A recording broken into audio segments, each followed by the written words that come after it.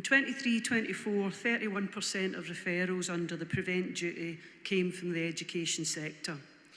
Around a third of all referrals relate to right-wing extremism, and that's grown over the last 8 years. So we have data beyond the evidence of our own eyes showing that this is a growing problem, and most disturbingly, it has a foothold among the young. Now, it would be foolish to suggest that there's not always been a right-wing element within distinct parts of Scottish society and around social groupings and communities. For example, the inherent racism and militant bigotry of loyalist groupings in Scotland, with their frequent intimidatory marches past Catholic churches, is an endemic and very long-standing problem, which the left and the organised trade union movement has largely ignored. As a consequence, we find ourselves in a situation where individuals associated with those organisations had the ability, the standing and the contacts to organise the anti-immigration rally which took place, or the Far Right tried to hold in George Square last September. Happily, that attempt was met with and defeated by an overwhelming response from progressive forces, including the trade union movement. However, you don't defeat ideas with a show of numbers on the street, as necessary as that is and will continue to be. What we're now observing is a coalescing of a range of groupings which in themselves could be seen as addressing legitimate areas of concern. They're coming together as a more sinister development, and citizens who have those concerns are now prey to far-right propaganda.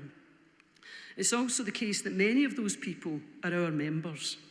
Not everyone associated with those organisations or ideas, however, is irredeemably lost to reason. It becomes then our responsibility to engage directly with people to offer honest and genuine alternatives, because if we do not, they will be, and indeed already are, walking right into the hands of reform, which is successfully mopping up these groupings as we sit here today. Reform is, as the motion sets out, attempting to bring far-right ideas into the political mainstream. We need to be presenting an alternative. We can't change people's minds by shouting at them or refusing to address their concerns. And that doesn't mean conceding ground or adopting softer versions of their views. It means genuinely offering an alternative vision of society which places working people at the centre. It means challenging false narratives and propaganda and equipping our reps and members with the facts and the arguments to combat the spread of these ideas. Comrades, people genuinely believe the lies about immigration and how immigrants are treated by the state that are spread by the right. My husband's a Unite member who drives a black taxi in Glasgow. He hears these comments every single day, multiple times a day, about the life of luxury that immigrants allegedly are given on arrival here. He quietly and patiently challenges people with a simple statement, well, that's not true, is it? And I'm not saying that in a short taxi journey changes their minds, but at least they've been exposed to somebody who doesn't just nod and agree and say, oh, I read that on Facebook, or oh, I know somebody who knows somebody.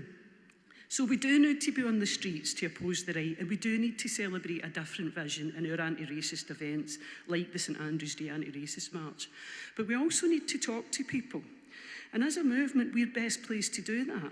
We have reps in workplaces all over the country, and we need to equip them with the arguments, with the alternative vision, and we need to give them the confidence to speak to people one by one and show them that they're being lied to, and that immigrants or other people who look different or act different or have a different religion are not their enemy.